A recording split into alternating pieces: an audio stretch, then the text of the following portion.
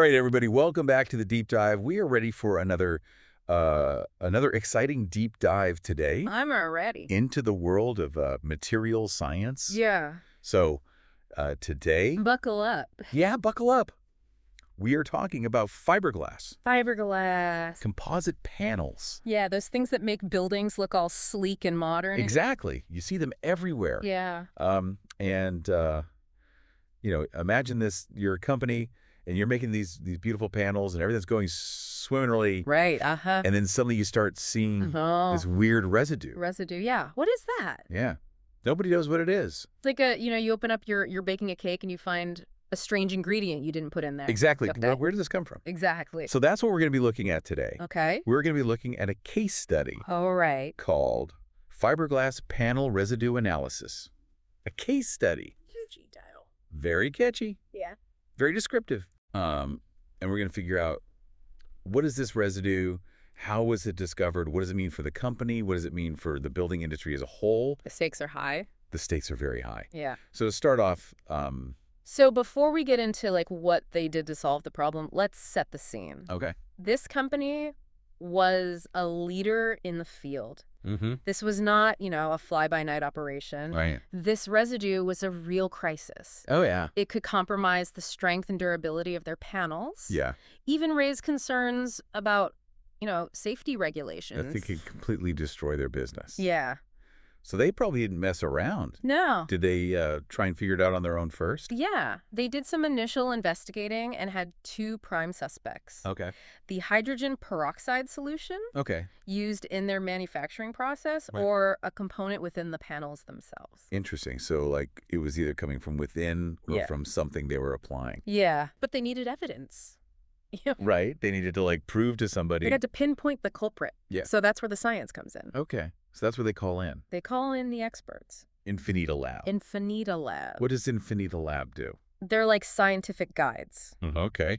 especially for companies that need specialized testing. Right. They help assess the problem.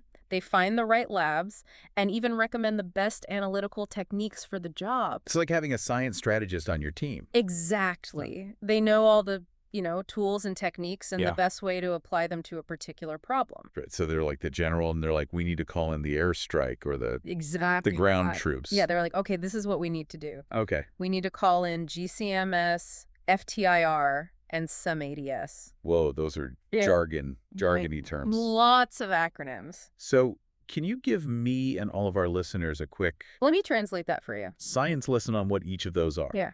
Okay, so GCMS, imagine it's a super sensitive sniffer dog for chemicals. Okay. It separates and identifies the individual components of the residue. Hmm. It gives you a chemical fingerprint. Oh, wow. You can compare it to a database of known substances, Got it. and you can figure out exactly what's in the mystery residue. Okay. So that's it tells you what the residue is Exactly. made of. Right. Okay, cool. What about FTIR? How does that? FTIR, okay, so that's like taking a fingerprint, but of the material itself. Okay. It helps us see the unique chemical bonds within the residue and compare them to the bonds in different parts of the panel. Okay. So this tells us if the residue is similar to any of the panel's components. Got it. So it gives you clues about its origin. Okay. So GCMS is what is it? FTIR is Where'd it come from? where'd it come from? Okay, got it. Right. SEMES, is that where we get super high tech? Yeah, we're going full CSI here. Okay. So SEM, that's scanning electron microscopy. And that lets you zoom in and see the surface of the panel at a crazy high magnification. So Like a super powered microscope. Yeah. To Yeah. examine its texture shape and how it's interacting with the panel's surface. Wow. And then EDS is energy dispersive X-ray spectroscopy. Mm-hmm. That helps us analyze the elemental composition Yeah. of the residue. Yeah. So that gives us even more clues. So it's like saying, what is this made of at an atomic level? Yeah, like what elements are present. Wow. Okay, so the brought in the big guns. Right. The whole arsenal. Did they did Infinita Lab just hand this off to the testing lab and say good luck? No. They developed a step-by-step plan. Okay. So first they used GCMS on the residue. Okay. And they identified two specific areas on the panel where the residue was particularly concentrated. Okay. They narrowed down the search area. Got it. Next, they did FTIR on those areas. Okay. They compared the fingerprints of the affected and unaffected areas I to see. see if it matched any of the panel's components, and Mhm. it did. Oh, It matched. Yeah, they found a match. So the FTIR results said, like, hey, this residue, Yeah. it looks a lot like this thing. It looks like the resin That's in the panel. used in the panel, yeah. Oh, so case closed.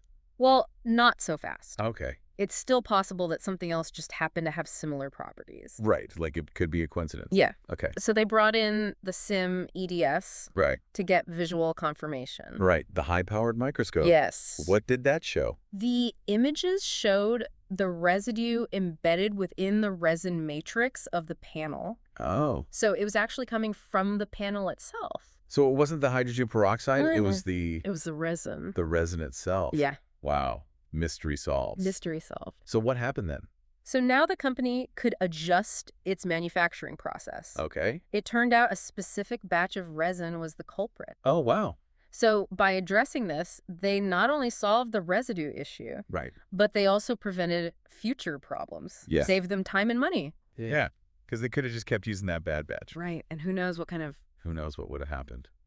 lawsuits. Yeah. All sorts of things. So this is like This is a win for science. a big win for science. I bet the company was really happy. Oh, yeah. Do you know anything about how they felt about this? They actually left a testimonial. Oh. They said that Infinita Labs' guidance gave them the confidence to deal with this complex situation. They were really grateful for the clear explanations and the strategic approach. Yeah. It helped them make informed decisions. So they didn't feel like they were just left in the dark. No. They understood what was happening every step of the way. That's really cool. Yeah. What can other manufacturers learn from this case study?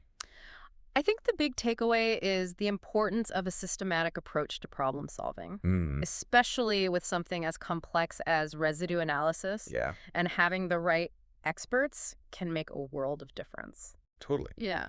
And it also kind of makes you realize that even these like kind of mundane building materials can have these like fascinating stories behind them. Absolutely. Like whole scientific detective story just to figure out. Right. It's like there's more to it than meets the eye. Yeah. It makes you wonder what other mysteries are out there in the products we use every day. Ooh, that's a good question. Right. Yeah.